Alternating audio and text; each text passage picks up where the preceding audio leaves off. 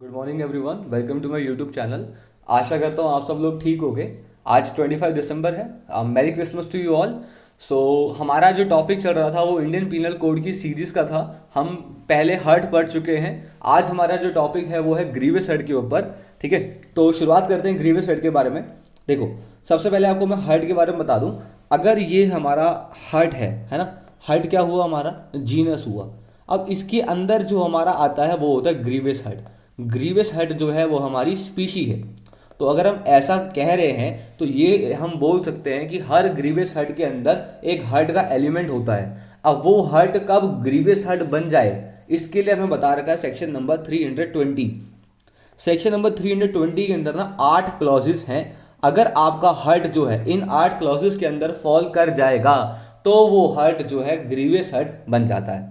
ठीक है, चलिए शुरू करते हैं। हमारा पहला टॉपिक जो है हमारा इमैस्कुलेशन के बारे में। इमैस्कुलेशन क्या होता है कि अगर कोई भी बंदा, चाहे लड़की हो चाहे लड़का हो, किसी मेल इंसान के पिनाइल एरिया या फिर टेस्टिकल्स के ऊपर इंजरी पहुंचाता है, ऐसी इंजरी पहुंचाता है कि जिससे उसकी जो मैस्कुलिनिटी है, उसका जो विगर है वो बिल्कुल खत्म हो जाए, डिप्राइव कर दे उसको उसकी पावर से, तो वहां हम इमैस्कुलेशन कह सकते हैं। एक तो हो गया आप उसकी मैस्कुलिन विगर को डिप्राइव कर रहे हो, और दूसरा पॉइंट आता है कैस्ट्रेशन का। कैस्ट्रेशन का मतलब क्या होता है कि अगर आप किसी के टेस्टिकल्स को या किसी के पीनिस को बिल्कुल कट ऑफ कर देते हो, रिमूव कर देते हो, इतनी बुरी तरह इंजरी पहुंचाते हो कि बिल्कुल खत्म ही हो जाता है, तो उसे कहते हैं कैस्ट्रेशन। ठीक है, काट देना, ये भी हो सकता है कैस्ट्रेशन। बेसिकली क्या होता था कि पुराने टाइम पर ना औरतें ना हल्का सा प्रोवोक होने पर भी आदमियों के जो टेस्टिकल्स है उसको स्क्वीज कर देती थी। तो ऐसे क्राइम बढ़ते जा रहे थे, जिसकी वजह से लॉ मेकर्स ने सोचा कि पहला हम यहीं से शुरुआत करते हैं, अपनी पहले प्रोटेक्शन करते हैं, उसके बाद आगे देखेंगे। तो पहला बनाया गया उन्होंने एमास्कुलेशन का। दूसरा आता है permanent privation of the site of either I. ये फोटो जो है, इस फोटो के बारे में आपको बताता हूं। ये फोटो जो है वो भागलपुर इंसिडेंट की है।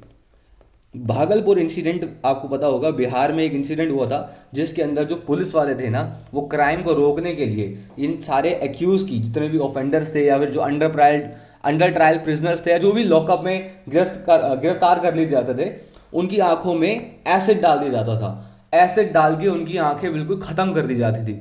तो इनकी आंखें बिल्कुल खत्म हो चुकी हैं। ऐसे चीज को हम कहते हैं ग्रीवियस हर्ट। अब देखो, प्राइवेशन का मतलब बता दूं आपको मैं। ऑक्सफोर्ड डिक्शनरी कहती है कि प्राइवेशन का मतलब होता है कि वो जो असेंशियल चीजें जो आपको जिंदगी जीने के लिए चाहिए, उनका खत्म हो जाना, उनका लॉस हो जाना। तो यहां पे प्राइवेशन किसका हो रहा है? आई साइट का। आपकी आई साइट इतना बुरी तरीके से डैमेज कर दी गई है कि आपकी आंखों की जो रोशनी है वो बिल्कुल खत्म हो चुकी है। ठीक है, the privation of the I site can occur by way of putting hazardous chemical और पोकिंग इनटू द आईज। आंखों में उंगली दे देना, इतनी बुरी तरीके से उंगली दे देना कि आंखें बिल्कुल खत्म हो जाए। ऐसा कुछ करना जो है हमारा ग्रीवियस हर्ट कहलाया जाता है। The privation not includes only the loss of complete vision but also includes loss of quality in the vision. अगर आपकी, चलो कंप्लीट विजन हो गया, वो तो है ही है। अगर आपकी विजन के अंदर जो क्वालिटी थी उसका लॉस हो गया, अब आपकी आंख बहुत कम देख पाती है, बहुत मुश्किल से देख पाती है, तो वो इंजरी भी हम ग्रीवियस हर्ट में मानेंगे। ठीक है, however the injury aforesaid nature must be permanent nature का। जो लॉस ऑफ क्वालिटी हुई है, जो लॉस ऑफ विजन हुआ है ना, वो परमानेंट नेचर का होना चाहिए, टेम्परेरी नेचर का नहीं होना चाहिए। Any temporary affect on our eyes will not come under the scope of grievous injury. जैसे अगर आप मान लो लड़कियां जो होती हैं वो लड़कों की आंखों में पेपर स्प्रे दे देती है। अब पेपर स्प्रे करने से उनकी आंखें कुछ टाइम के लिए थोड़ी बहुत, वो आंखों से आंसू आने लग जाते हैं, आई से थोड़ी सी विजन लो हो जाता है, बहुत ज्यादा हर्ट होता है, बहुत ज्यादा पेन होता है, तो उस चीज को हम ग्रीवियस हर्ट नहीं कहेंगे, वो सिर्फ हर्ट होगा। अगर उसकी वजह से आंखों की रोशनी पूरी तरीके से खराब हो जाती है या जो विजन की क्वालिटी है वो परमानेंटली लो हो जाती है, तो ऐसे केस के अंदर हम कह सकते हैं कि ये एक्ट जो था उनका ग्रीवियस हर्ट था। चलो, ऐसे ही हम बात करते हैं permanent privation of the hearing of either ear. देखो, permanent privation of the hearing मतलब कंप्लीटली डेफ हो चुका बंदा। The permanent deafness is also termed as grievous hurt because it deprives a person of his sense of hearing. ठीक है, the injury can be inflicted by a strong blow on the head और the ear और by inserting a stick in the ear. ठीक है, आपने किसी की तरीके से बेसबॉल डंडा मारा है, कुछ भी मारा, जिसकी वजह से हेड में इंजरी आई या कान पे इंजरी आई, जैसे लड़के की इंजरी आ गई है। ठीक है, तो यहाँ पे इसका कान बिल्कुल खत्म हो चुका है। अगर इसके कान पे इतना ज़्यादा अफेक्ट हो गया कि इसके ईयर ड्रम्स जो हैं, इसके ईयर ड्रम्स जो हैं वो बिल्कुल खत्म हो गए, जिसकी वजह से कंप्लीटली डेफ हो गया, परमानेंटली डेफ हो गया, तो ऐसे केस के अंदर हम इसका जो इंजरी पहुंचाई है उसको ग्रीवियस हर्ट मान लेंगे। ठीक है, चलो अगला आता है प्राइवेशन ऑफ एनी मेंबर और जॉइंट। देखो मेंबर का मतलब क्या होता है, मेंबर का मतलब होता है कोई ऑर्गन या कोई लिम्ब। जैसे आप मान लो रिब केज है आपका, अगर मैंने आपकी चेस्ट पे एक ब्लो मारा जिसकी वजह से आपकी रिब्स में इंजरी आ गई और रिब्स पे क्रैक हो गया, ठीक है, तो वो लिम्स जो है आपकी वो खत्म हो चुकी है, तो हम क्या कहेंगे, प्राइवेशन ऑफ एनी मेंबर। अब देखो यहाँ पे परमानेंट प्राइवेशन नहीं है, यहाँ पे सिर्फ प्राइवेशन है। अगर मैं आपको इंजरी पहुंचाता हूं कि जिससे आपका ऑर्गन या कोई लिम्ब या कोई जॉइंट वो खराब हो जाता है, तो ऐसे एक्ट को हम बोल सकते हैं ग्रीवियस हर्ट। ठीक है, देखो for section 320 of the IPC the term member means any organ और limb and joint refers to a place in the body where two bones और muscles come together and makes a connection. ये है हमारा joint. ठीक है, joints होते हैं, कई तरीके के जॉइंट्स होते हैं, आपने ईवीएस की क्लास में पढ़े होंगे 5th 6th में, ball and socket joint, hinge joint, etcetera etcetera. ठीक है, the offence of grievous hurt will be committed if any member of the joint become stiff and the normal functioning of the body is not possible. अगर मान लो joint आपका अकड़ गया, जैसे मान लो आपकी हड्डी सिर्फ एक हो गई एग्जाम्पल, और ये जॉइंट अब हिल नहीं पा रहा, या फिर ये पैर मुड़ा के मुड़ा ही रह गया, अब वो सीधा नहीं हो पा रहा, बेसिकली नॉर्मल फंक्शनिंग जो है उस जॉइंट की वो अफेक्ट हो जाता है उसके ऊपर, तो ऐसे केस के अंदर हम आपका जो इंजरी है वो ग्रीवियस हर्ट मानेंगे। अब देखो बेसिकली जॉइंट है यहाँ पर, जॉइंट तो ठीक है, अगर ये बोन पे होता तो बोन के लिए अलग है हमारे पास, बोन के लिए हमारे पास है हमारा 7th पॉइंट, फ्रैक्चर और डिसलोकेशन ऑफ बोन और टूथ। अगर आपकी बोन में फ्रैक्चर हुआ है तो वो अलग पॉइंट है, लेकिन अगर जॉइंट का जो इंजरी हुई है वो हमारी 4th पॉइंट पे आती है, जॉइंट या फिर कोई लिम्ब या फिर कोई ऑर्गन एसेट्रा एसेट्रा। ठीक है, ओके, सबसे पहले अगला पॉइंट आता है 5th, डिस्ट्रक्शन और permanent impairing of the powers of any member और जॉइंट। देखो वहां पर हमने क्या पढ़ा था, प्राइवेशन ऑफ एनी मेंबर और जॉइंट, यहां पे क्या कर रहे हैं, डिस्ट्रक्शन और permanent impairing of the powers of any member और जॉइंट।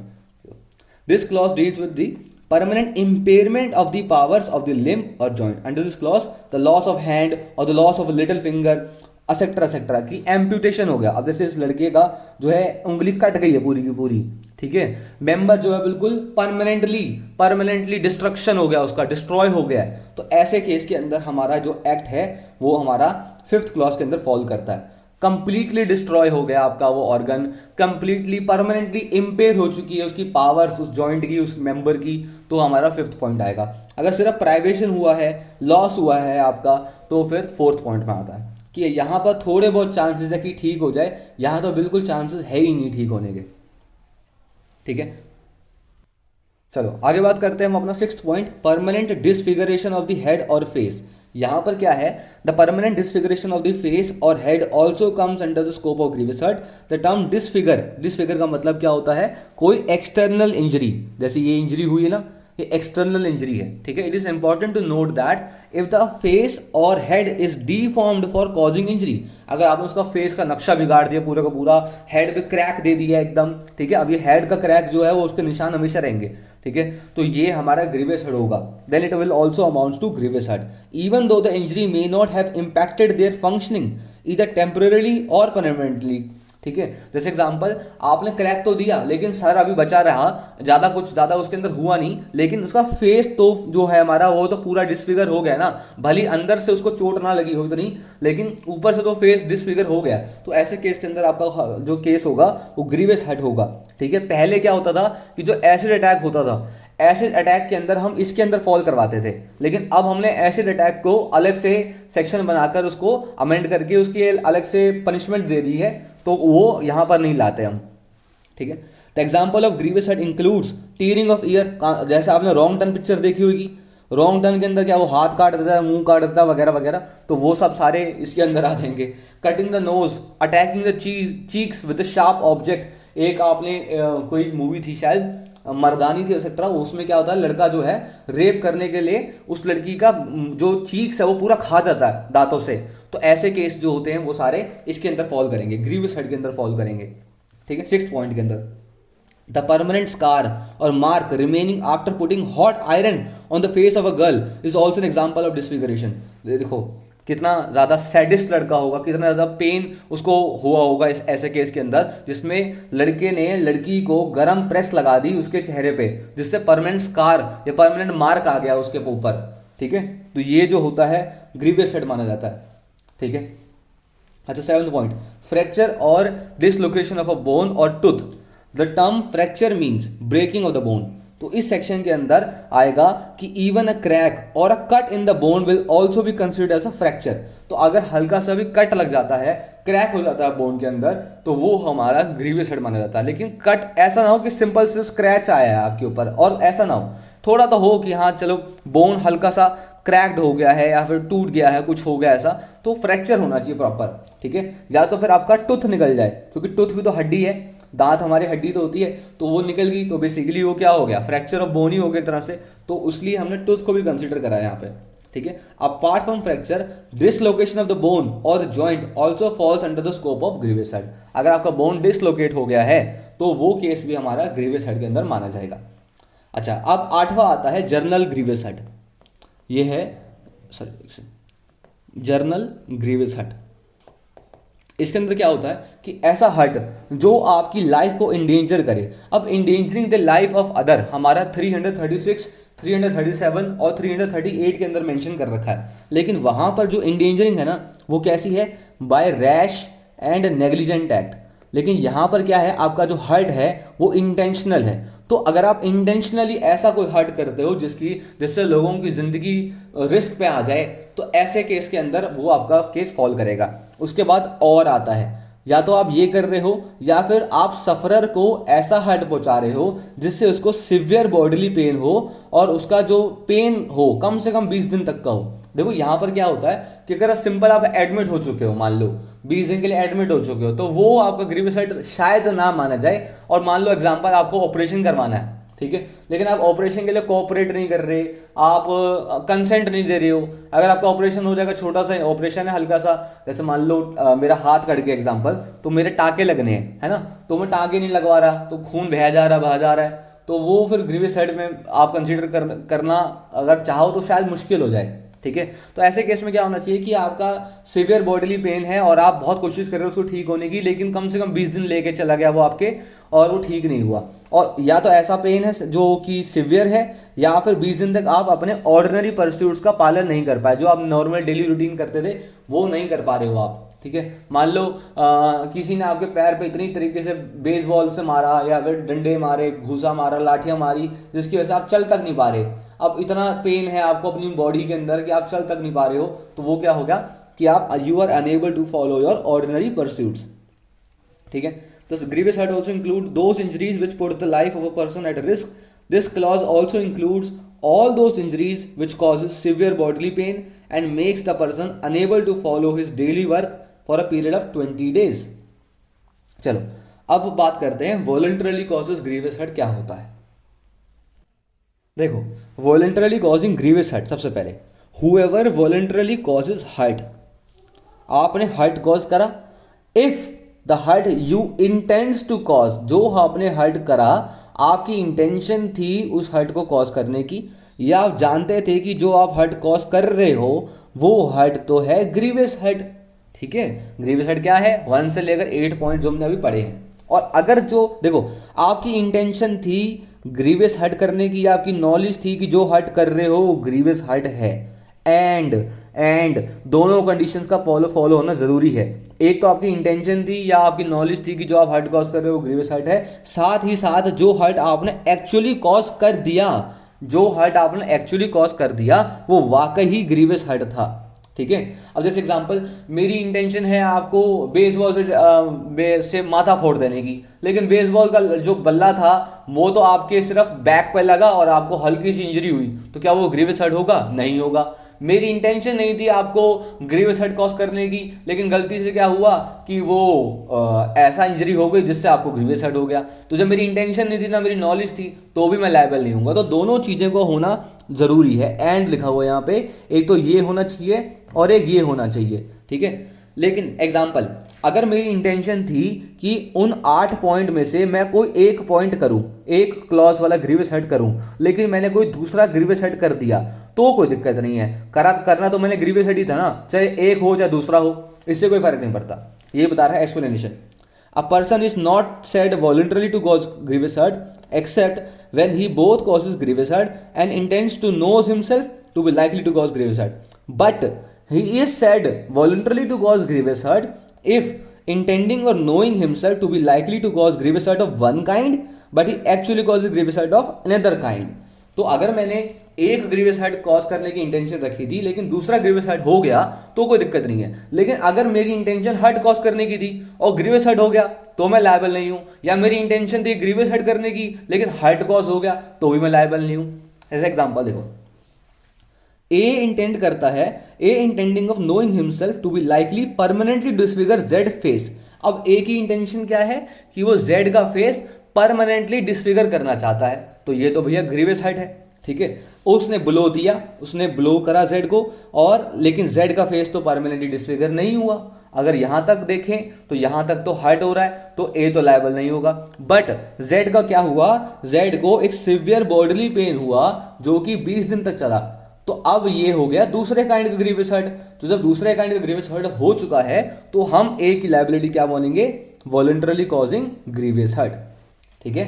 चलिए, अब जैसे कि मैंने आपको हर्ट के अंदर चीजें बताई थी, सारी चीजें सेम है, बाकी सारी चीजें सेम है, सिर्फ पनिशमेंट ग्रीवियस हर्ट की है, ठीक है। अब पनिशमेंट फॉर पनिशमेंट आती है 325 की, ठीक है।